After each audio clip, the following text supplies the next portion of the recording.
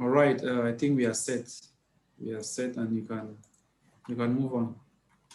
Okay, I think you need to make me co-host. I think I have okay. I did so, and you okay. Let me redo that.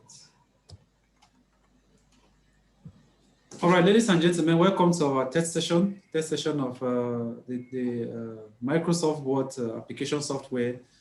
I hope we are all ready. We are set to go, and we are ready to get the information, the knowledge which Mr. Wahilari will be impacting on us this evening. So I want to say you are all welcome, and I see this as a very, very intriguing and a very, very smooth moving class. So once again, Mr. Wahilari, you are welcome, and the floor is yours at this moment.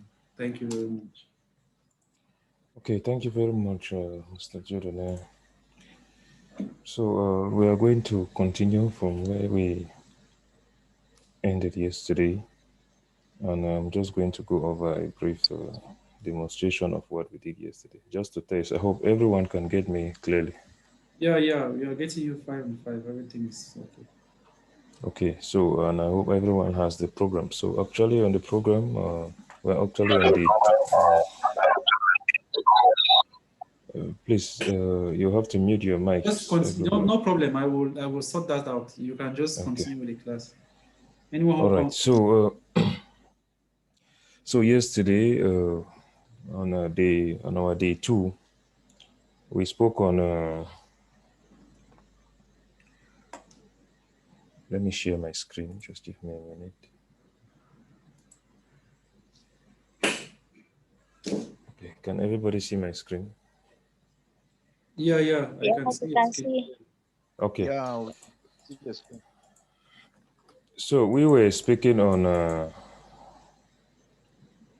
in the home tab, and I believe we already covered everything as far as the introduction to MS Word is concerned. Yes. So just like an aside, there's actually another way of launching the program. You can pin the program to your taskbar. That enables you to easily launch it, yes, other than always going into the Microsoft program and all that. So the way you do that is, let me just share my desktop.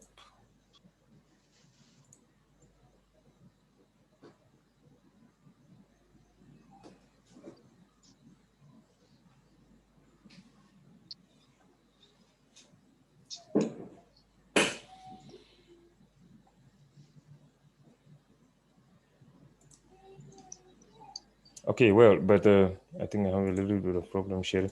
The way you do that is you just navigate into the software, you right click and you select pin to taskbar, or you can pull the shortcut on your desktop and you place it on your taskbar below. Yeah, so by so doing, you'll be able to launch the program directly from your taskbar. So we are going to continue, and today we are going to be looking at, well, the class today is going to be a little bit different because I can't really do this without navigating to a higher version. So I'm just going to briefly switch between 2016 and 27, but we'll 80% of the class is going to be on 27, but I'm just going to be going to 2016 because that's a higher version, and there are some things that we'll need to cover there which we cannot really cover in 27, so that if you are using that version, you should not be like lost or so.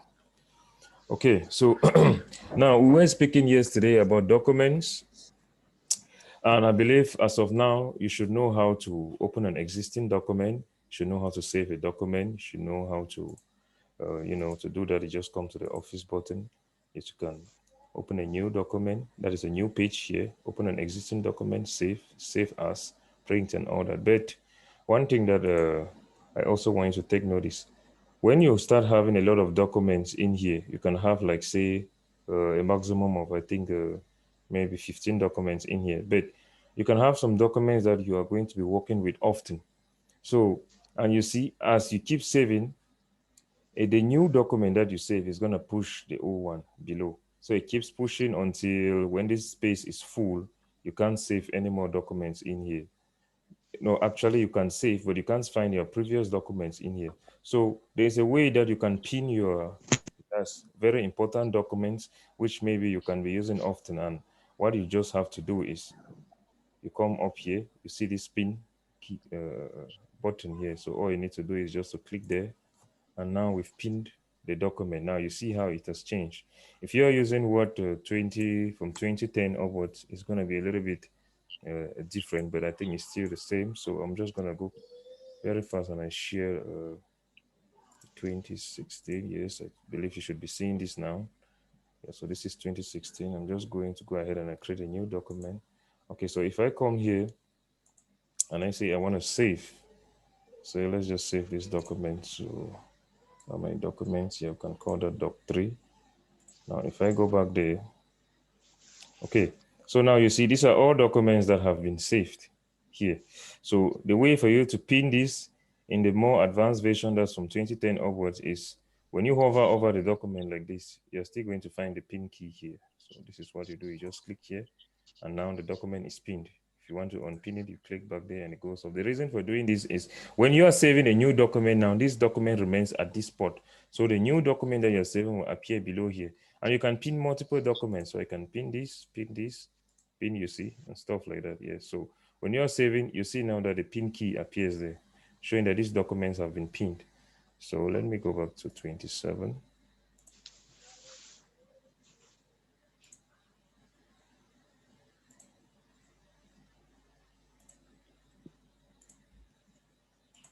Okay. So here is also the same. So I can pin this and I pin this too. You see these two documents are pinned now. So let me just demonstrate to you what I'm saying. I'm going to go ahead and I save this present document as T, as you find it there. So I've saved it as T. Okay, I click save. Now when I go in there, you see what is happening. Okay, the T is above, but these two documents, they are all pinned. So when these documents, as we keep saving, when they come to the point here, they are not going to be what? Flushed out. They are still going to remain in here. And you keep saving and all that. So the reason of pinning documents is just to keep them stocked here so you can easily access them. I think that is one thing that we didn't cover. And then now we are going to look at, so all your recent documents are going to be appearing here. In Word 27, all your recent documents, that's the documents that you've been working with, are going to appear here so you can easily access them. You don't always have to go back to wherever you save them to open. You can easily open the documents here. That works only for recent documents and also for pinned documents. Pinned documents will never leave this page. Okay, so now we spoke of the title bar. This is the title bar up here. And then of course we have tabs. Now all what you find here are what? Tabs. These are all tabs. So we got the home tab, we got the insert tab, we got the page layout and all that. Now if you have been working with Word, of course, you know, if you want to insert something like a picture and all that, well, just from the name insert, what do? You come to the insert tab. So so these here are tabs, and then below here we have what we call, this is the ribbon. And in this ribbon is divided into what groups. We already covered the clipboard, we covered the font. Today we are going to be looking at what? Paragraphing and styles. Okay, so to demonstrate that very well, I'm going to go ahead and I bring in a text in here. Let's create a new document, and we do that by going to the home tab. And we say, what do we want here? We want a new blank document. We click on create. Okay, now we have a new document. So I'm just going to go ahead and I paste this in here. Good. Okay, so now this is a text that is speaking of what? Speaking of how to work with your contracts and text color. So we are going to use this to demonstrate how we can work with what? We are going to use this to demonstrate how we can work with paragraphing. Okay, so the first thing that we have to note in paragraphing is what? We have bullets. What are bullets? Bullets is just a way of, you know, maybe putting your documents in the form of what? Bullets. That means that, like for instance, let's say we take these first two lines. Now, when you come up here and you select bullets, now you see it has brought in this dot here. That is actually what is called a bullet. So that is one way of maybe displaying your document. Other than bullets, you can use, of course, you have different types of bullets, and you can access that by clicking the drop down arrow here. You can still use this, or you can use this. You can use this, okay, or any other one that you want here in the bullet table that you have here. Other than bullets, I'm just going to cancel out of that. You can also use the number system, and presently it's set to none. So you have our normal way of numbering. You see, this one just has a full stop at the end. This one has this, you know, this is in Roman numerals, this is in uppercase, lowercase, you know, and all that. You can see as it's changing. You see as it changes here as I move through all of them. So this is what you use to what number your work. So to demonstrate this clearly, I'm going to go ahead and I type in a different text here. Let's say this is the first section. Okay, let me just copy this. Populate it, say 4 times. Okay, so if we were to select all this and we say this, now you see it has put bullets in all of this. Well, of course, it's selecting this because this is the last one we selected. You can still change to these or this, or if you don't want to use bullets, you can use what? Numbering. And when I put that, you see it numbers it systematically from 1 to 4. Okay, so Word understands that when you leave from 1, you have to go to 2, 3, 4. So if I was to come here and I click what? Enter, you see it automatically goes to 5. What happens if I click enter again on the keyboard? You see it goes off because, well, at this point, nothing was filled in. So Word understands that it means if you didn't fill anything, it means you are done and you want it to end. So when you click enter again, what happens? It goes off. Okay. Now, yesterday I was showing you how to select the text. Something's going on. Here's a summary from Sorry waynet.org. for this. Mr. Wahidar, I don't know. Your screen, you're working with a screen, but I don't see any action. I don't know if you're actually sharing the right one. Yeah, yes. Is this okay? Let's see. I don't know if it's the right screen. Oh, yeah. You have to. Yeah, sorry about that. Sorry It about means that. everything Yeah. you did, nobody saw anything, was still on. Yeah. Oh. Right. Okay. Yeah. We're still, the screen sharing was still on the T. Yeah. Okay, so I'll just briefly rush through this. So this is the text I've pasted in here, okay? So this is what I've written. This is the first section. So I'm trying to demonstrate. We are now under paragraphing, okay? So if you want to change this to say, the first option that you have here under paragraphing is what we call the bullets, okay? So these bullets, the way you use them is, if you want to say, you want to transform this to bullets, all you need to do is to highlight and you click here. Now you see this is all bulleted. You see the black dots that are appearing there. And of course, you can change the format. There's a drop down arrow here. If you click here, you can easily, maneuver between them and you select other bullets. Now, the ones at the top here are your most recent bullets that you've been using, okay? So if you don't want any bullets, you can click on none, you cancel out of there. If you want maybe, say this arrow, you click there, it changes all that. If you want maybe these, the ticks, and all that, yeah. So you just keep changing, as you can see there. So that's just how bullets work, you see, okay. So apart from bullets, you also have the numbering system, which is here. So how does the numbering system work? It's just like bullets. What do? You select what you want to maybe highlight and you come down to the drop down. Now you see it is numbered systematically from 1 to 4. We have 1, 2, 3, 4, as you can see here. Yeah, so if I was to click enter here, it goes to 5. And I can go on ahead and I type again. I say maybe this is the last section. Okay, now if I click enter again, it goes to 6. But what happens if I click enter without typing anything? You see, it goes off. Now, the reason it does this is because Word understands that if you haven't filled anything in here, it means you are at what? You are at the end of the text and you don't have anything to do again. So it just goes off. And it doesn't only goes off. What happens? You see, if you're working with paragraphing, it understands that it has to kick this in a notch. Now, you see, it's not following the normal system as you type here. But what happens when we go down now, you see, the cursor comes back to the side here, meaning that you can start typing. It is not more, you don't want to use bullets again. So you understand that you can start typing your new sentence here. Say maybe this is the next step. Okay. All right. So now, something to note here, which is very important. Look at the day. The day has been spelled wrongly.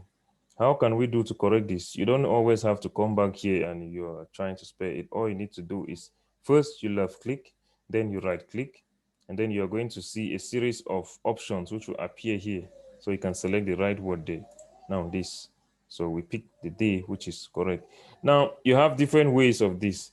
There is another line which is blue, and you also have green. Some can be grammatical errors.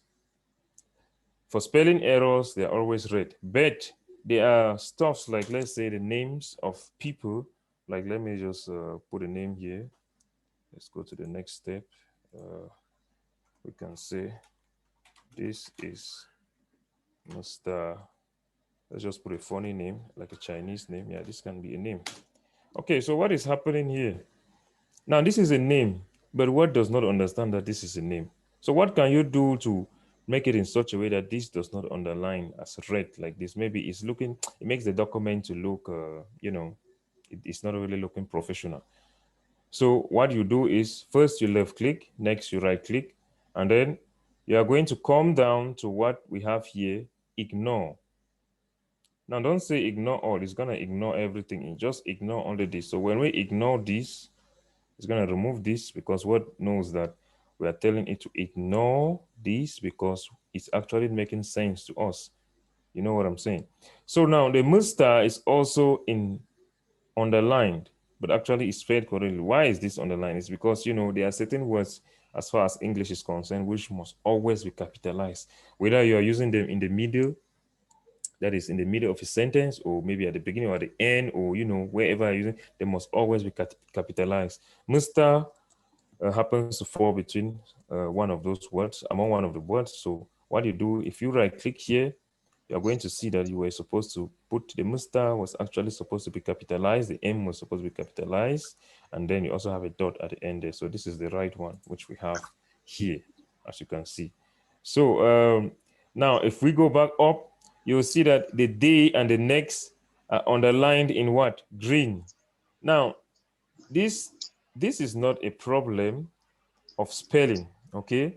The day and the next, they are okay. But the problem here is the problem of spacing. If you see, there's a lot of space in here. Well, if you were to right click, it's just gonna bring it, but I just want to explain this to you. If you right click and you just select this, yeah, it might be correct, but you'll not really understand what has happened. So let me just undo that back, and then we have that. So what you do is, you see that this space here is bigger than the normal spacing, which is in what? In Word. So we can just check this back a notch by tapping the space bar key once, and then our sentence is what? Okay, at that level. Okay, so apart from that, the next thing that we'll be looking at is multi-level list. Now, the multi-level list appears slanty like this. It is not straight as we have this. So if we were to use this as a multi-level list, like say this, we go down next. Well, that cannot really work in a, okay, so let's take say this now. Okay, All right, so you see, yes. Just 1 minute. I just wanted to give them a highlight on just still on the spelling and grammar check. Yes. I wanted to enlighten them. You need to understand when you're working and you're typing and you see a word is underlined in red, know that the system is the word this program is actually telling you that there is a spelling error. So you need to spelling. And if you see green, it means there's a grammatical error. All right. So those are that's just the difference between the green lines and the red lines. So each time you see that, that should just come into your mind. If you see red, just know that there is a spelling error and you need to check your spelling. If you see green, it means there's a grammatical error. So at times, Microsoft Word will tell you that the way you've constructed this sentence does not look pleasant in the eye. That's one thing which is very, very good with Microsoft Word, and especially the advanced versions. You may type a sentence, but it does not, after going through the dictionary, they don't see it as a sentence that really flows. So they're going to underline everything in green. That simply means the grammar in which you're using, is not correct. So you need to adjust that. So please try as much as possible to note that particular point. All right. Thank you, Mr. Wahida. You can okay. move forward. So Apart from that, we have the multi-level list, like I've explained to you. This just listed in systematical order like this. So if I was to keep on pressing enter after typing the text, of course, it just keeps listing in a systematic order and in a slanty order rather, and it just keeps going down like that. It all depends on the way you want to like what format your document. The next option is what? Decrease and increase of what? The indent. This is a very important point here. Okay, let's say I type this. I'm just going to go ahead and come down here. Okay, let's make this our main list here. Say we start numbering from here, and then we come down the next level, and then we type another text here. Say this is Mrs. Vanessa. So now if I was to go up here and I say increase indent, now you see what is happening. You see it brings this in, as you can see here. Well, you can also use this for paragraphing. You know, when you go to a new line like this, you can just click on increase indent and it kicks in like that and you have a paragraph. But I always advise, if you want to work in a paragraph form, you just always need to press the tab key, and that it does that for you. So an alternative of increase indent is what? Decrease indent, which takes it back like that. So you increase or you decrease. It all depends on how you want to work. Okay. Now the next thing that we are going to look at is to sort, but we are not really going to look at this now. Yes, this is going to be covered in the advanced stage. It's not really important for now. So going down to now to align your text. Now the reason I brought in this was because to really demonstrate this. So presently we have our text here. It is set to align what? Left. If we were to click on align center, you see as the text changing. But the one I always advise that you use is this, to justify. Now, justify, it keeps the text straight, regardless of how you formatted your page, whether you're working on A3, no matter your margin size and all that. We're going to cover margin size, please don't be lost. Yes, we're still going to get into that and all that. So justify keeps the text what? Straight. Now, if we say align left, now you see what is happening here. What happened? Align left means that it is aligning the text only to the left side of your screen, as you can see here. It means on the left side, it's going to be very straight, but whatever is happening here, it doesn't matter. But in order to really create a professional looking document, you don't only need to align left or to the center or maybe to the right, as you can see now like this. No, when you justify, it aligns left, right, center, also works with what? The spacing, and it makes sure it produces what? A very good and professional looking document, all aligned very well at both sides. So I always advise you to use what? This justify. And then the next point is your line spacing. If you look at this, if we were to print out this document, this is not really going to look good because it is too closed. So what can we do to say increase the spacing between this document? You know, maybe from one line like this to another. So what we do is first you select. Now, another way of selecting a line, unlike just clicking and dragging like this, and also maybe using the shift key and the arrow key like I explained yesterday on your keyboard, is you just come to this blue space that you have on your screen here. If I was to click on the left here, you see I've selected that line. If I click down, I've selected this. If I was to click and pull here, you see it selects everything. So that is another fast way to also do the selection. Yeah, then it saves you a lot of time. Okay, so now I've selected this document. And what do I want to do? I want to increase the spacing of this document. So I come here. If I was to click on this drop down arrow here, it is currently spaced at 1.0. So I can increase that to say 1.5 so you can really see it better. Now you see it has added a space evenly between all the what? The lines. And I believe this is more legible. Yeah, so this is just it about how you can increase the spacing of your document. Okay, and then coming to this, which is shading. Now, well, shading just adds a background behind your document. Say maybe we want to change the background of this to say yellow. It is just like what we were doing yesterday about the text highlight color. It's almost the same. You see, this changes the background too. Yes, but we just go ahead and select no color, and also no color here. No color. Oh, so we need to select the text. Okay. So the next is what? Borders.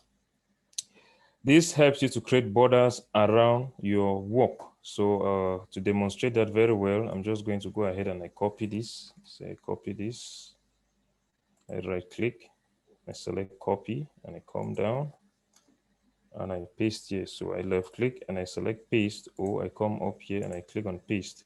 So I'm just going to go ahead and I remove all this numbering that we have here to demonstrate this really clearly. Okay, so if I was to select all of this and I click on what? The borders. Now, this is just going to put a bottom border. Why? Because presently it's set to what? Bottom border. But if I was to click on the drop down arrow here, you can also add a top border. You can also add a left border. You can add a right border, as you can see.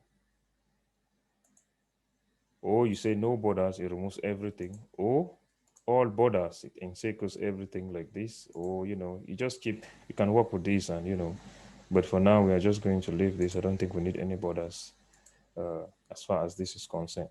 So another quick option, which can also really help you to be very fast in the way you are working, is actually this table that appears, that appears when you are working. So let's say I highlight this, and maybe I wanted to like change the font size or the font type and all that. I don't always have to be coming up here to do that. You can also use this quick table, which appears here, to do that.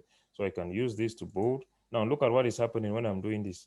As I click on bold, the same option is also being highlighted up here. So this is directly linked to what we have up here. So when you select, you can bold, you can italics, you can what? You can change the font color, as you can see, just everything that you can do up here. And then of course, you also have the option to what? You also have the format painter. You have the indent, which we are just from looking at. You have the bullets and all that. So we are just going to go ahead and we undo all of this. So I think that wraps it up for paragraphing. I'm just going to take like just one question. So if anybody has a question, you can ask before we continue to styles. Any question?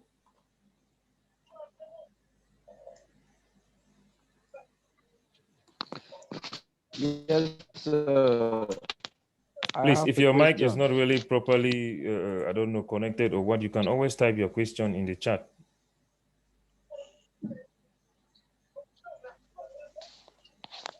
Okay. Yeah, I have a question. So I have a question. Yes, go ahead.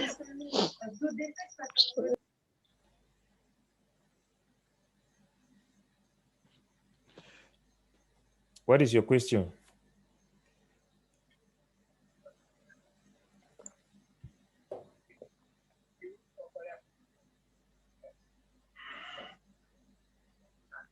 Hello?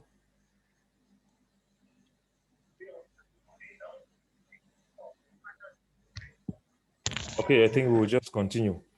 All right, so moving on to styles. Now, what are styles? Styles is a way that Word has been programmed to help you to easily customize your document, okay? Because when you are working, or let's say, I think let's just give. I think some people are really eager to ask a question. No, it's okay. We're going to give time for questions at the end. Okay, please just take down your questions. If you have a question, please just take it down so that you will not forget. We said it's good you get a notebook which you are going to jot down everything. So if you're done, you ask all your questions and then you get yourself the clarifications that you need. Yeah, okay. All right. So what are styles? Styles is a way of formatting your document to look it professional without actually doing any work. What do I mean? Okay. So let's say we want, this is the heading of our work. this is the first section. Okay, I'm just going to go ahead and I create a new page. No, let's close out of this. I hope everyone is still seeing the screen. Okay, so I'm going to use this to demonstrate that, not creating a new page actually. So now presently, this is the styles bar that we have here. If you see, it is labeled here what? Styles. So all what you find here is grouped under what? Styles. Okay. Now by default, you'll always be working with the normal styles. If you've been working with Word, you'll see this is always highlighted. That means that you are working under the normal styles here. What does the normal styles enable you to do? When you are working under the normal styles, whatever you are doing, you have to customize it, okay? Because nothing has been set here. But let's say maybe this is a heading, okay? And you don't really want to go into the habit of customizing. All you need to do is you can just come here under heading 1. If I was to click on heading 1 now, okay, you see this has changed. It has changed the font type, okay? It has given it maybe this light blue color. And then also you see that the height has changed here. You see the spacing here. So I'm just going to undo this so that you see that very clearly. Now this was the normal text. But now when I click on heading 1, yeah, so it makes this as what? A heading. Okay, it doesn't only end there.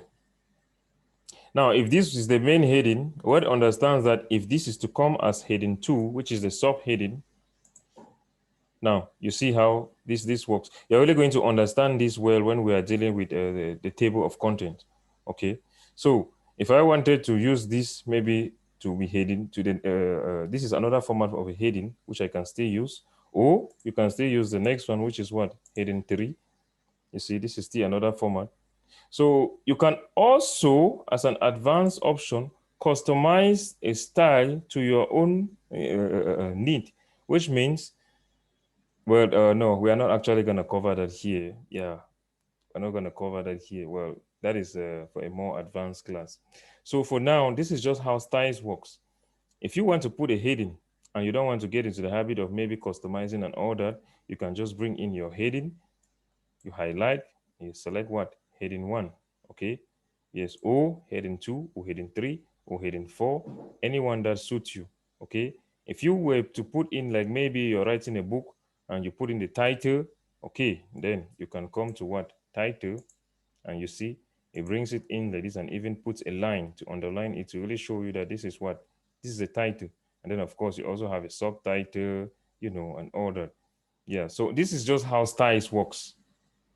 These are pre-customized ways of which you can easily use to work in your document without necessarily going through all the procedure of customizing and all that. So that is just it about styles. Okay. Yes, styles are just other ways that Word, those are pre-customized ways of which Word has already worked with the text and made it in such a way that if you're working with a heading, you can easily just go up here and you click on the heading and you have maybe this format. If you're satisfied with it, okay, good and fine. If not, you can further customize it, or you can go to heading 2, which is this. Now you see it's easy, it's just switching. It shows this is heading 3 and this is heading 4. This is just what you have to understand now, okay? For people who will be in the more advanced class where we'll be dealing with a table of contents, then we're really going to cover this in details. But for now, this is all you have to know as far as what styles are concerned, okay? So I think after that, now we've spoken of styles and yeah, layout views. Okay, so we are to cover views. So to cover views is going to take us to what? The view tab. This is the view tab that we have here. For people who are working with Office, the higher versions of Office, I'm just going to switch to, let me change my screen to, yeah, this. Okay, so presently I'm in Word 2016. Here is a view tab, which you have here. Okay, here is a view tab. So let me just switch back to 27. Okay, and in 27, here is the view tab. It is all the same thing. The only thing I just want you to understand in the view tab for now is how you can increase or decrease your text on screen. Maybe you are not really seeing properly what is presently displayed on screen, and you maybe want to increase the size of the font. You don't have to go and you're increasing the font size. No, you want to increase the size of the screen, not the font. Okay, so what you do is, presently this screen is zoomed in. So we can come up here. You see, you have the zoom key option here. This is the zoom box which you have here. That is under view. So if I was to come here and I click on 100, now this zooms it out to what? 100. But this is not really what we want. It has instead made it to be smaller. So we come to the zoom option which we have here. If I was to click on this zoom option, this dialog box pops up. Okay, now this dialog box is here. If I was to click on 200%, and I say okay, now this zooms it in to 200%. I believe this is more visible. If you're not still satisfied with this, you click again on the zoom key, and then you can, now the highest here is 200, but you can further increase it. So let's say we take this to say 250. You come in this dialog box where you have the percentage here, and we type what? 250, and we press OK. Now you see this further zooms it out. And then by so doing, since the page now has really expanded, you see that another ruler has appeared down here.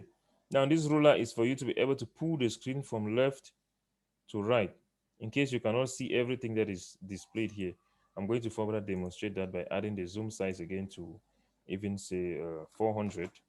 Okay, that's really going to be large. Okay, so you see this now. Now, if you was to come now, you see you can't really read all the text. It is very legible, but you can't read this. So don't start wondering where part of the text has gone to. All you need to do is just to come down here to this, and you pull this to the left, and you're going to be able to see your text. And then of course you can always pull this on the right to go up and down. But by default, I will advise you to always work with 200% zoom. So you come to the zoom key here and you type in or just select 200%. Another way of doing this is by coming down here. Okay, this bar that you have down here, if you look at the bottom right corner, you're going to see this option here. This is the same zoom option which we have in the view tab. What this enables you to do is to easily pull this to the left or to the right. And by so doing, you see you can easily adjust the screen without typing in any value.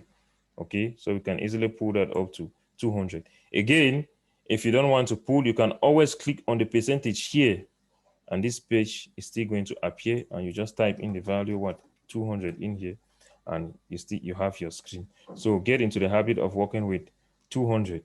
We are going to talk more of the view tab in a later tutorial. For now, this is what I just want you to understand as far as the view tab is concerned. So I'm going to go back to the home tab. Now, for those of you who are using a higher version, that is Word 2010 and upwards, I'm just going to go there and also explain something real quick. Okay, presently I'm in Word 2016. If you have 2010 upwards, this is the page you are going to have in front of you. So it works the same, okay? You have the zoom here, which is still 100%. So if you look down here, you see this is 100% too. So what can I do? I can click here and I change this to 200%.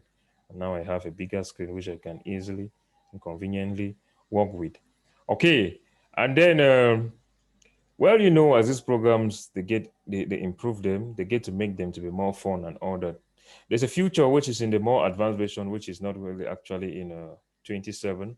And this is the Tell Me option. Now, what the Tell Me option does is, you see there's a Tell Me tab here. The Tell Me tab, you can use this to find any information that you want as far as this program is concerned, okay? So let's say maybe you wanted to work with, say, margins, and you don't know how to go about margins. If I was to click here and I start typing margins, say M-A-R-G-I-N. Now it's going to start asking you all kinds of questions. What do you want to do? You want to adjust your margins? And if I was to highlight here, you see it's going to ask you, what do you want to narrow it? So everything as far as what is concerned, you can have it in here. So let's say maybe you wanted to say copy.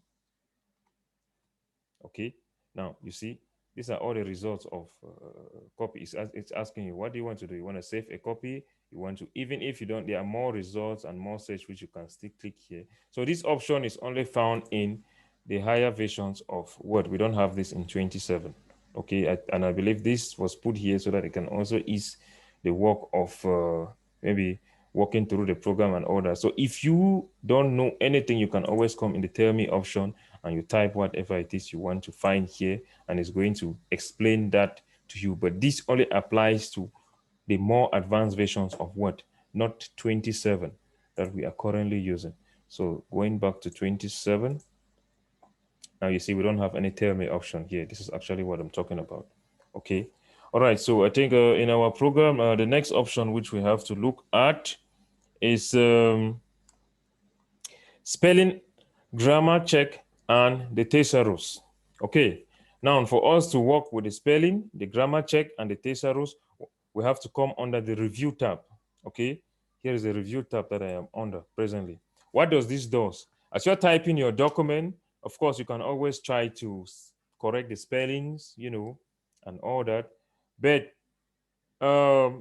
when you have a very massive text, you don't really have to always try to correct the spellings and all that as you go. You can just type, and then at the end of the day, you don't have to read through the whole text. No, you come to this option and you click on what? The spelling and grammar check.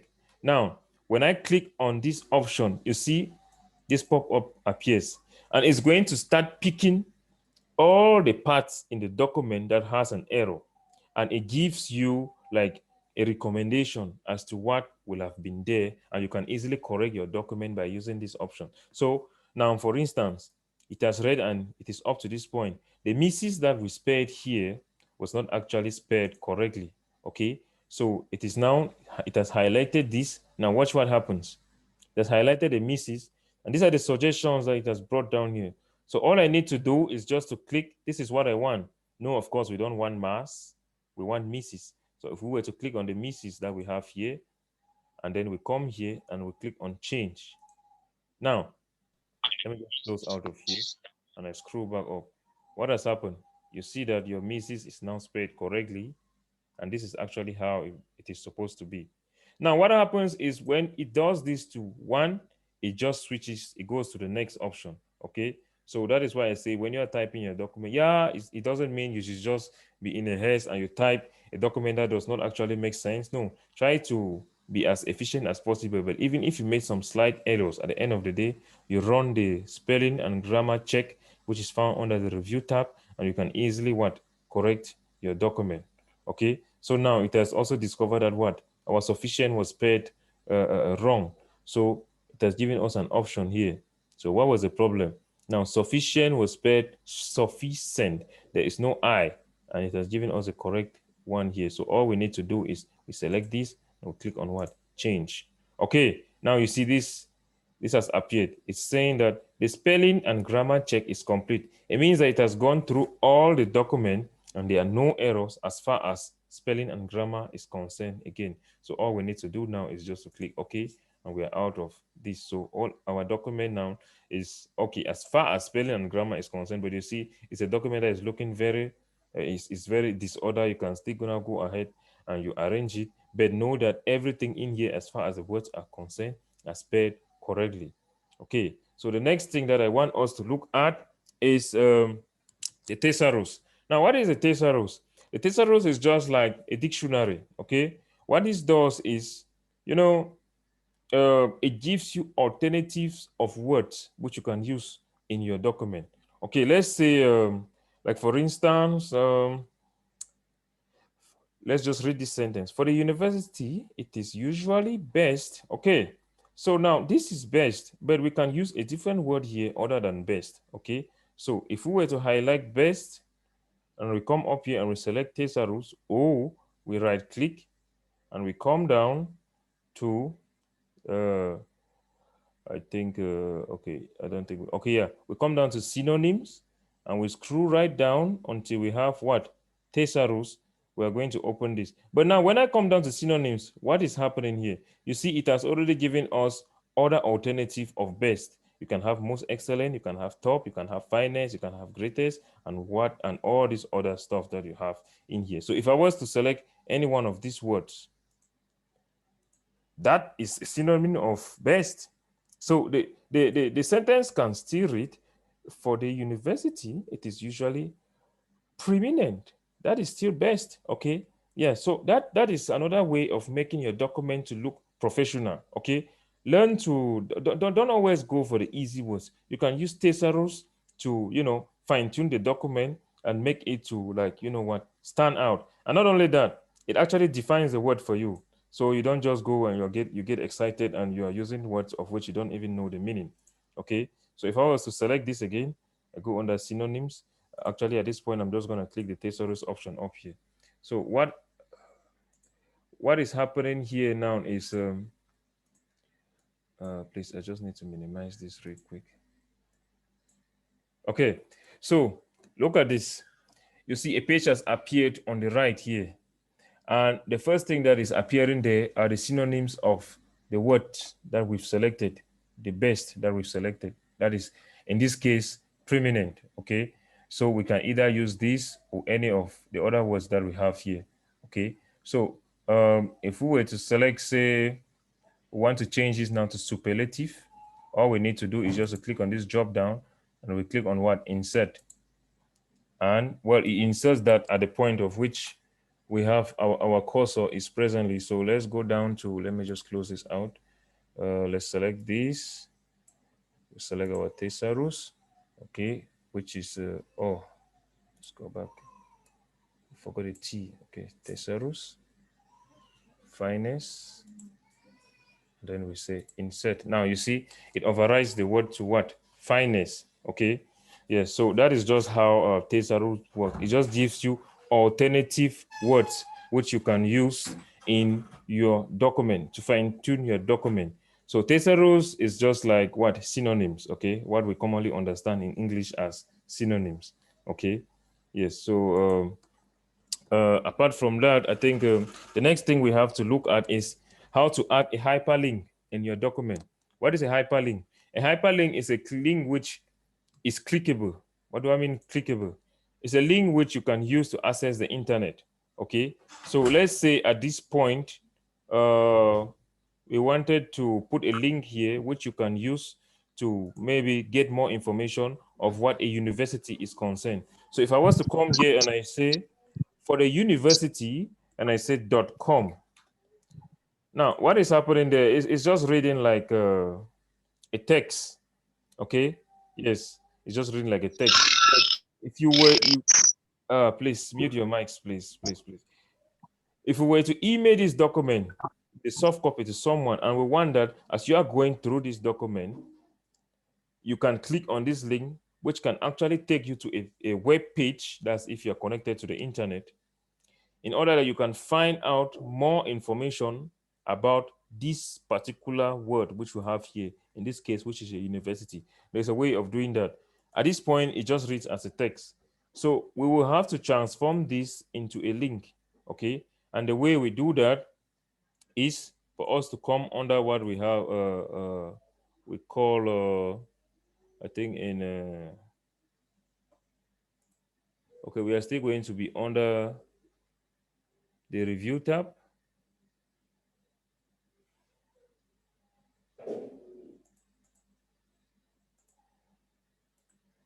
Or you can just right click. I don't think, okay. I'm a little bit confused between this and the 2016. Now, an easy way is you just right click and you select hyperlink, which you have here. I don't know why I'm not seeing it here. Okay, so you right click and you select hyperlink here. Now, when you do that, you're going to have this page which comes up. Okay, now the first option which appears here is, what do you want this to do? You want it to be an existing file or web page. Of course, that is what we want. Okay, so we just click on the drop down here and you can select a link and you edit it. What do you do? Now we can just remove this out and we bring in our university.com. So it's going to read like a link and we say, okay, this is a little bit of an advanced stuff, but I just thought it wise to bring it. So now what has happened? You see, this has transformed now into blue. And then you see, when we hover over it, you see the option, click to follow link. So if you're connected to the internet and you click this link now, it's going to open up a web page showing you what you have here. That is university.com. So it doesn't only work. You can actually put anything as a link. Maybe you are working with a product and you have a website for that product. And in the course of maybe explaining what that product does, you want to link people to the website. So all you need to do is just to copy the link of that website. And how do you put it in your document is by using the hyperlink option. Okay. The same way applies to Word, the higher versions of Word. Let me go back to 2016. Okay. Okay, so the same way appears here. Let's just say type in the same university.com, like so. Presently, it's not appearing as a link, but if I was to select this, right click, and well, here you don't have the option of hyperlink, you actually have link. And I click link, the same page appears, and you can go over the same procedure in order to make that a link. Okay, so I'm just going to go back to our document. All right, so the next option which you have to look at is how to add a job cap in Microsoft Word. What is a job cap? A job cap is just another way to make your document to what? Stand out. And for us to be able to access that, we have to come back to our insert tab, which you have here. What is a job cap? So let's say at the beginning of this, say sentence, which you have here for the university, if we were to add a job cap here, here is the option here. It is under the text box, which you have here. Here is the option here of a job cap. So if I was to select, say, this first sentence, which you have here, and I click on the drop down arrow, no, I am under Word add. Let's go back to the insert and we say, what are we looking for? Job cap. So we select this. And okay, now you see the options that are appearing. So if I was to come down now, I'm sure you've been seeing documents which are like this. So it makes the F to be big, and not only big, but it comes down and it occupies all the space. So reading this document, you still know that this F stands for the for, you know, and all that. So that is just a job cap. Yeah, you can also use it to fine tune your document. Yeah, there are other modes. You can further customize it to any way that you want, you know. Yeah, there's also one that stands out of in the margin. This one gets in, you know, and stuff like that. And you also have more options of the job cap, which you can come in here and you customize. Yeah, so that is just it for a job cap. And then a word art is just like a heading. So transforming part of your document to a word art is just still another way of making it stand out, maybe for a heading. So let's say maybe for this heading, which we have here, contrast and text color. If we were to transform this to a word art, again, the word art is found under the insert tab and under the text group, which we have here. So first you select the word that you want to transform or the part of the text that you want to transform, and you click on the word art drop down, and then you can select from all these customized options which you have here. So let's just take say this. Okay, it's still gonna read the text. You can come in here and still change the text and order. So if I also click OK, now you see that the text has changed. So we can now, like say, move this around. Okay, look at what is happening. You can't really move this around. And there is a reason for that. There's a reason why you can't move this around. That is because this comes in where your cursor is placed. Okay, so if I was to select this, you're going to see that a different tab has appeared. I'm not selecting it. Let me just click it again. You see a format tab has appeared here. Let me click out. Disappeared. Now it has appeared. Now the only thing for now that you have to understand with this format tab is just the positioning.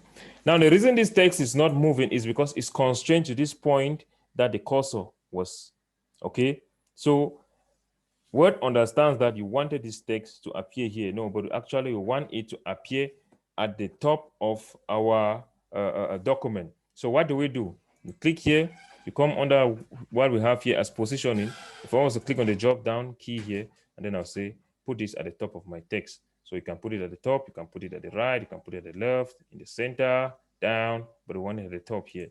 And that not only solves the problem of putting at the top, but you discover that now you can actually move the document.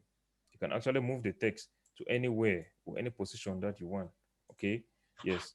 So this applies not only to text, but only to pictures, as you are going to see when we start handling pictures. Okay, if you bring in a picture in your document, moving it this is a problem that even professionals face with what? When you bring in a picture in your document, moving it is very difficult, okay? The only thing you have to do is just to highlight that picture that you selected like that, and you change the position of the picture. And once you've changed the position of that picture, you can then move it to any other position. As we are going to see when we go to our next topic, which is inserting pictures and shapes. Okay, so I'm just gonna insert a picture real quick. Say maybe at the end of our document, which we have here. Okay, so for you to insert a picture, you come under the insert tab, which you have here, and then you come under the illustration group, which we have here. Okay, we have the illustration group here. So I'm just gonna go there and I click on picture. Okay. Oh, I don't really know if I have a picture here. So I'm just gonna go to the desktop and I try to insert a picture. They say yeah, maybe this picture. Okay, so now look at what is happening. Now the picture is constrained to this point. Look, even if I try moving it, it's moving in a very bizarre way. You see, I can't pull it to the left. Are you seeing what is happening? Now, this is just because our cursor was here and Word understands that you want this picture to be here. But if you want to move this picture, first you need to click it. Now what has happened, you see the same tab for formatting has appeared up here. So we go to positioning and then we can change the position of this picture. Let's say maybe we want to put it in the center. And then after doing that now, look at what is happening. You can easily move this picture to whatever position that you want. You can even put it in the middle of the text, even at the end, you know, but we want it to be at the bottom, maybe somewhere here. Okay. So that is it. That is just how you work with pictures. That is just what you have to understand for now. Okay, we're really going to cover all this in detail as we move ahead. The same procedure appears for bringing in what? Shapes. Okay, shapes are just like pictures. So presently our cursor is still here. We want to bring in a shape. Already you understand that the shape is going to appear where the cursor is. Okay, so if we were to click on the shape, the drop down here, and let's take on maybe this rectangle or the circle. Yes, so we just want a circle. So you just click and then we have the circle. So we can easily move this around. Of course, with the circle, you can fine tune the circle to fit. You see all these dots that you have around here. Now, in order for you to size anything, whether a picture or a shape or what, please, never you use any of these four sides as you see here like this. It's going to distort the shape of whatever you've brought in. But instead, you can size from the angle here. This is what I'm saying. If I was to pull this in, look at this. That is not more a circle, right? That is a totally different something. So let me just undo. But if I was to pull in like this, you see it maintains the circle, but it changes the shape.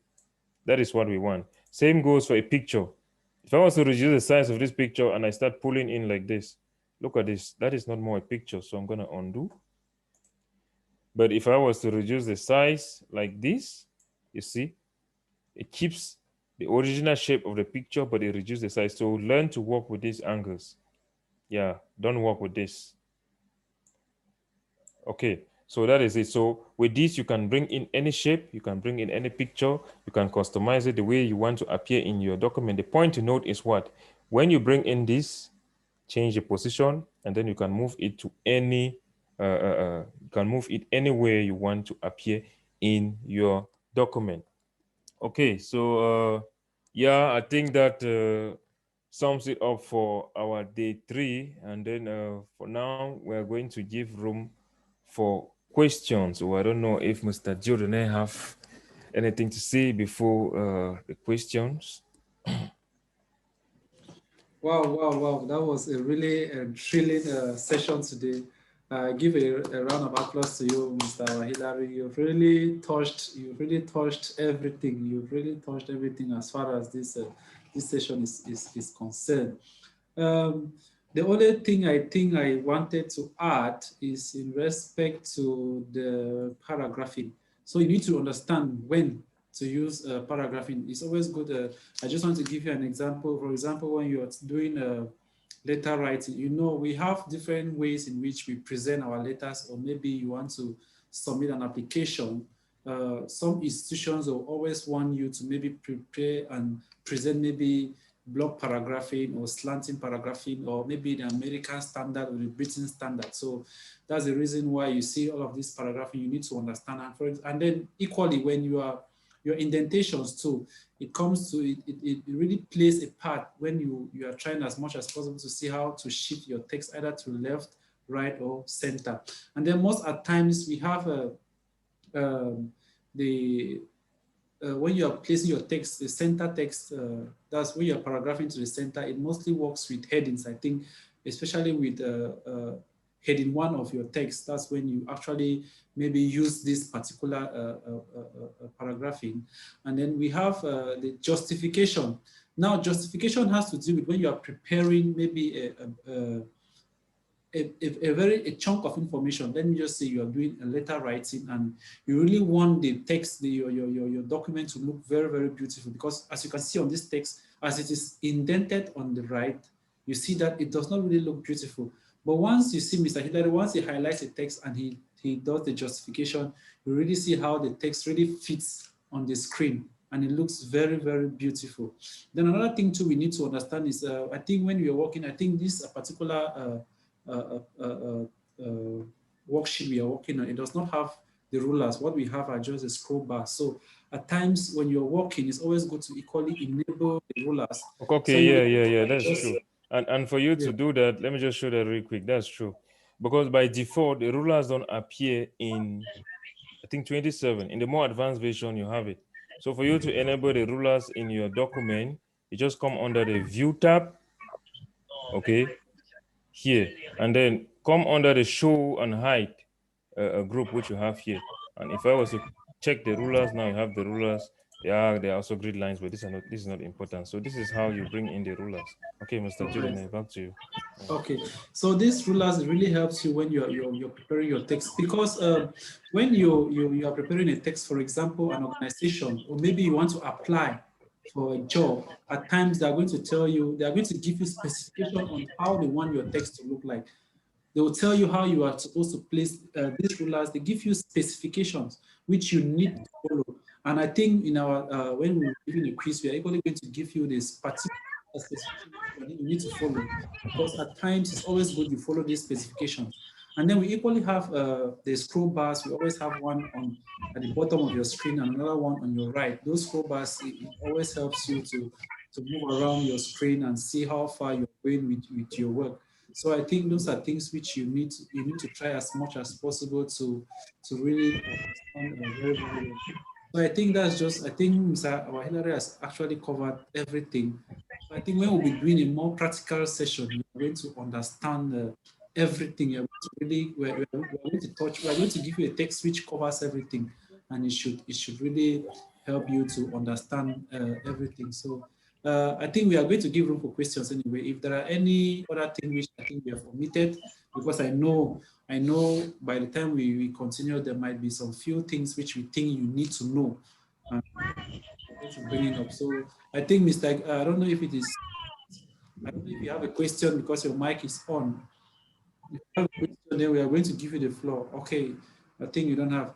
If anybody has a question, you just need to. Right, Judith? Yes, I have a question. All right. Thank you for giving me the floor. From what I can see on the screen, where we have this is the first section. If you look at the background where that typing is, it's kind of having a brown background. Is there a way that it can be changed to be plain, pure white? Because sometimes that I always type and I have the background is having a color. Is there a way that we can change it to be pure white? Yes, I understand what you're saying. Well, this always happens with text that you bring in from maybe another document. Yes. This always happens with text that you bring in from another document. But we are going to cover this. That is going to take us out of this. We are going to cover this. We are still coming to this. We'll cover this in a later tutorial. Yes, I understand what you're talking about. Yes, mostly text that you bring in, say, from the internet or maybe from a PDF document, you know, and stuff like that. The background is always, yeah. But we're going into that now is going to take us a little bit of time. So we're going to cover that for in a later tutorial. So please let our questions just be based on what we've covered so far today.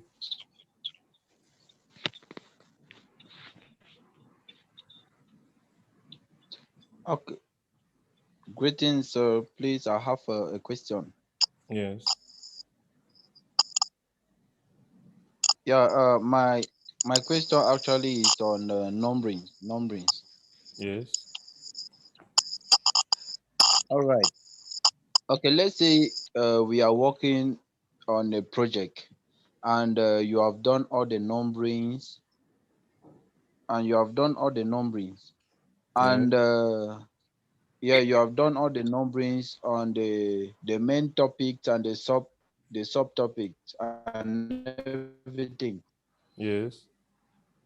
And at the end you are supposed, yes, and at the end you are supposed to bring out a table of content for your project or the work you have done. Yes. My question is, how do you do it automatically without taking time to write everything out one after the other, and you do the Well, numbering that yourself? is still Is another there a question way? that is taking us out of what we, yeah, you are now going to table of content. I believe I mentioned earlier that you are going to understand the headings when we start working with table of content. So when we get there, you are going to understand that better.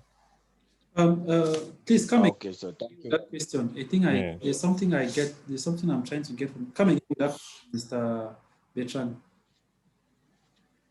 No, Okay, so what I'm trying to say his is, question is about table of content, how you generate it automatically. You Okay, understand no, what okay, he's no talking problem. about? Then Yes. we How will you look at generate it automatically this and not table of manually content. copying each and pasting and stuff like that. I know what he's talking about, but I said earlier that when we get to table of contents, you are going to understand these stylings very well because you really use it as far as generating table of contents is concerned.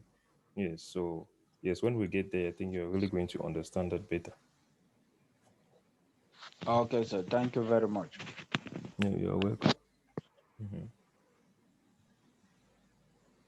Please, is there any other question? Somebody's hand was raised. I don't Yes, know. I think Shaurik's hand was up. Can you ask your question, please, Shaurik?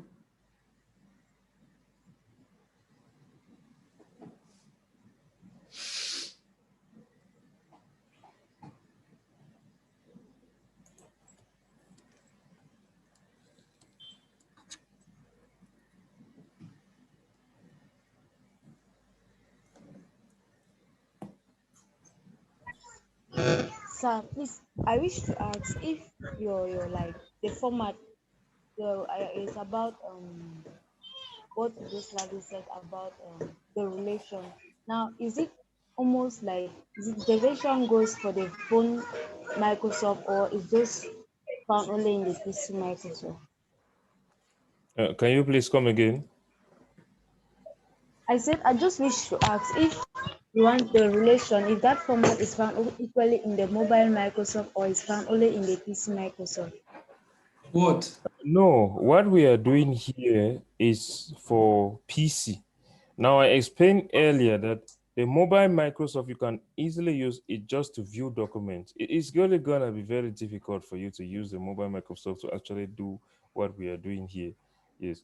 But if you have a document which you want to like maybe quickly edit or I don't know, maybe just change just a little bit of text and stuff like that, which does not really necessitate you to come to or you don't have access to a PC, then you can use a mobile. But you can't really use a mobile to actually bring out a very large and massive document. It's yeah, you can do that, but it's gonna be very cumbersome and very exhausting for you to be able to do that. So what And we of are course, some of these features are not even found on yeah, the mobile version. The mobile yes, version will just help you to maybe edit. If you have a text which somebody have sent to you and maybe you want to remove some documents and add something to it, then it can give you that leverage. It gives you the permission to do that. But to get to the complexity of this, it is very, very difficult. That's the reason why we said it's always good to try as much as possible to get, even if you have somebody who is far away, not nearer you who has a PC, or just do 1 or 2 things there to keep your mind ajar, so you're able to understand what we're actually doing here.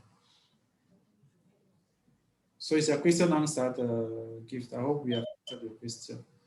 Yes, the question is answered. Thank you so much. Maybe I will need to go to a cyber cafe to try that out tomorrow.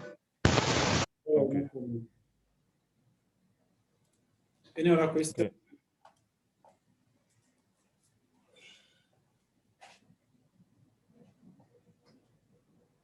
All right.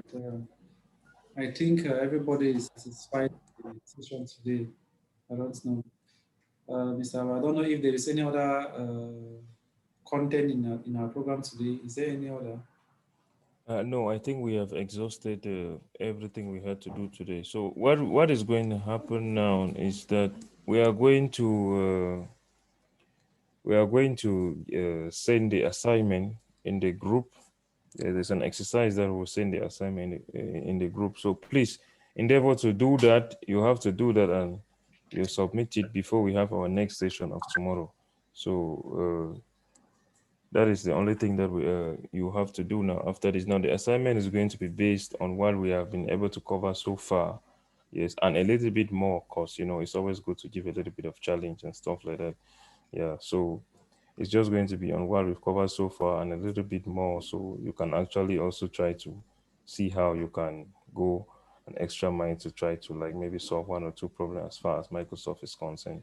So, but the assignments are going to be very brief. You can use just 5 minutes and you are easily done with them. Yeah. So what you do is you do the assignment and you save it with your name, like we said yesterday. You save it with your name, then you can send. I believe everyone here has an email address. Yes, you can send it maybe on WhatsApp. If you can't do it on WhatsApp, you send it by mail to Mr. Tamon or to me. Yes, so we can look at that before we have our next class. It is only from those assignments that we will know that you are like actually following up and catching up with whatever it is that we are doing here. Okay, so Mr. Jordan, I think if there's no other question, then we can wrap up for today. All right. Want to thank everyone who was able to make it for this session. At least you are trying as much as possible to get yourself involved with this class, and we really appreciate that. I think our efforts are not being wasted, and we keep on it. We keep the track of all those who are attending this class, because it is going to really boil down very well. And then another thing to please, if you are already in this session, you are attending this class, please try as much as possible to register on the website. Go to the website and create an account, because we are going to be uploading, like I said, after these practical sessions. Like I said, these sessions normally were supposed to be practical sessions. We don't need to come to class like this and we start explaining what paragraphing is or what. We just need to give you the videos, you watch them, and then we just come here and we do the practical exercise. That's the reason why we wanted everyone to be coming on Zoom. So when Mr. Wahilari just come, he gets into the practical session properly, while you've already gone through the videos. I believe that will have maybe solved our problems, and it makes us to move very, very fast. And we can even do 2 or 3 exercises in one class like this. So please try to go to the website, because if you are not subscribed, if you have not created an account on the website, you will not be able to have access to these videos. I'm trying as much as possible to ensure that by tomorrow I start uploading the videos. We are going to have a briefing about 2 or 3 videos, which covers everything Mr. has just done now. And it's equally going to help you try to understand the newer version of Microsoft, because we are working with 2007, but that program, I think, was produced with 2016. So it's going to open your mind. It's going to give you a wider mind to understand it more better. So please ensure you get to the website, talitagroup.com. You create an account, you register, put all your informations. Once you do that, we will be able to see, I or Mr. Wahilari, we will see actually the students who have actually registered, and we know who we are working with. So that at least even when it comes to a time when we want to even give out the certificates, or we want to issue out the certificates, at least our sponsor, that's the CEO of Damas Group of Companies, will be able to at least see what we are actually saying. At least there's a proof that we have actually covered these courses, and he is able to validate that by seeing the number of students who have registered. So try as much as possible, you get to the website, you register. And of course, we equally share these videos because at times when we upload on the website, if you are facing difficulties to watch on the website, you can go to the YouTube channel, whichever way you think is better for you. You get to the YouTube channel and you can equally subscribe there and you watch. You can always get the YouTube channel is same name, Talita Group. Is very easy. I'm going to share the link in the forum as well. So this is going to really help you to move further. Like I said before, those of you who are here participating in this class, you can actually use this program, this what you are learning now, to become an entrepreneur. I keep on saying this, and I'm keeping track of all those who are attending this class. Once you're done with this class, we are going to equally organize a little come together where we are going to teach you how to use this particular program and you make some income from there. So we want to say you should keep up. Don't mind about the data you're using, the credit you're using. No amount of money you spend is worth the amount, the information, the knowledge you are getting from here. So I think we have covered that, and thank you all very, very much for being with us today. I don't know, tomorrow, Mr. Wahidari, tomorrow we are beginning with the graphic design. Anyway, there's no problem. We'll have a class tomorrow. Same time tomorrow, we are going to have a class. So we want to thank everyone who was able to make it for this class. And we hope you are equally good. We are keeping note. I think Mrs. I don't know if it is Miss, but I think Miss or Mrs. Let me just say, Madam Gift Chowry has always been present. Mr. John has always been present. Judith has been present. Mr. Sobetran, I think you've been consistent for the last 2 sessions. I think Tina Black, I don't know if you were present here in the last session. I think I've seen Karen too here. So you all were able to make it for this session. Please, we need you to say something. Just try to give your own remarks on how do you see this class. We should not just move on with the class and we know everything is moving on well, but maybe the approach which we are giving is not really moving. Are you really understanding? Are you really getting the knowledge? Can you reproduce what we have just taught you this evening? So we give the floor. Okay, Mr. Teze is wrong. I think your network is fluctuating. So we are giving the floor, please. I think there's a mic. A mic is on someone. Yes, Tina Black. I don't know if that's your real name or just a nickname. I don't know if you can tell us how far you see this class. Good evening, sir, and good evening, everyone. Yes, good evening. This is good. At least I've learned some things. I'm familiar with Microsoft Word, but I've added some knowledge to what I knew. I don't know if it is fast. Those that are still behind, I don't know. Is this your first class? It is my first class. All right, there's no problem. We have the recordings of all these videos we are going to upload. I think the first class is really on YouTube. The link I shared, I will share the link again. You can go there, you watch and try to catch up. I think Mr. Hillary, the second session is with you. So I think you try as much as possible to upload that too on YouTube so that on the YouTube channel, so that everyone can be able to get to it. Then this particular one, I think before the end of tomorrow, I'm going to do the same so that others can equally catch up. Like we said, we really consider those who are actually participating in this class because we know we actually told you were in class physically. So to solve your problems where you are going to face difficulties, like I said before, I and Mr. Awahilari, we have tried to prepare a package for you. It's a very good package and you're really going to understand the lectures which are going through in that package. We really tried as much as possible to get a package which is very, very good, and we will upload those packages so you'll be able to watch them. For those we are going to make in such a way that it's going to cost you very little in terms of megabytes, not in terms of cash, in terms of megabytes, so you'll be able to watch it when you are going to spend less megabyte in regards to that. Like we said, knowledge is very, very expensive. Even if you're not paying for it, there's one way or the other which you are going to spend to get that knowledge. So always try as much as possible, get the data. What you are doing today is going to help you in future. So keep in mind, register register on the website, subscribe on all the Facebook pages and the YouTube so that each time we have a new program coming up, you are going to stick to it. All right. So for being with us, I don't know if Mr. Wahilari has anything to say. He can say it, then I think we can end the meeting for today. No, I just want to thank everyone for attending, and I just want to say, if for anything that you have as far as doubt, as we're moving ahead, always feel free to contact us and, you know, express your doubts, and we'll always be there to clarify you.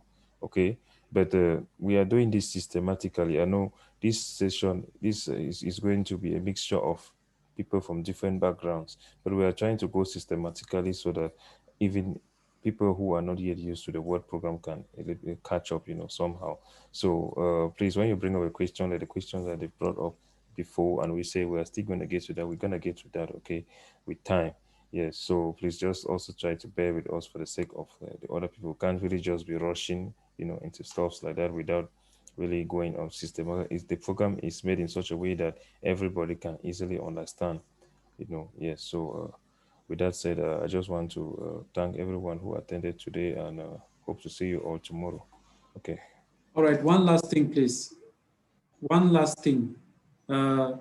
When we are done with the class, there is a program we have shared in the forum. Please don't just sit back. Try to look at the program and go through it before the class. It's going to help you. Even try to do one or two things before the class is going to help you. Now, for those who don't have a PC, like Gift Shauri, I'm going to give you this option. If you can get this option, it's going to really, really help you very, very well. Now, if you have Google Chrome, you go to Google Chrome. If you have a Gmail account, then it is fine. You try to log in to your Gmail. I think Mr. Awahilari can help with that. I don't know if maybe you can have a one-on-one session. If you can maybe contact Mr. Awahilari in his free time, he can help you with that. You go on one-on-one, or not even going one-on-one, just go on your Gmail, just type online Microsoft Word. If you are there, please just take it down. Online Microsoft Word. Once you type online Microsoft Word, it is not really going to give you all the options which you are going to get this physical, but it is going to give you the options which you need. All right. Once you get there, you are going to see how it works. You are going to see some of these various options. You can type and do anything on the screen. All right. It is going to appear like the one we are working with at this particular moment. So it's going to help you. So rather than using the one which we have sent to you, which is maybe limited, if you have internet connection, you can just go online now. You type online Microsoft Word, is going to open. You can do everything online, and then maybe you equally save online. Once you save online, another thing too is that you need to download that information before you send to us. If you want to do your assignment, you can do it through that method, and then you equally send to us. But note, it's going to really be difficult for you to really manipulate yourself or find your way through that. So I think that's just what I wanted to add for this session. So we want to really, really thank. I think the class is really consistent, and we are very happy. Each day I make sure I take down the attendance of the class, so we know those who are actually moving with us. And I'm so grateful that a lot of people are really, really consistent. And I think we really have a special package for you at the end of this course. Like I said, once we do this free class, the next class is actually going to be a paid class, which is going to really be managed by the Damas group of companies, and seeing how far we can go to monetize the system. So thank you very much, and make sure you register on the website and get your name into the system. At least we know that we have the first batch, which we are going to graduate from this session in the coming weeks ahead. So thank you very, very much, and see you tomorrow.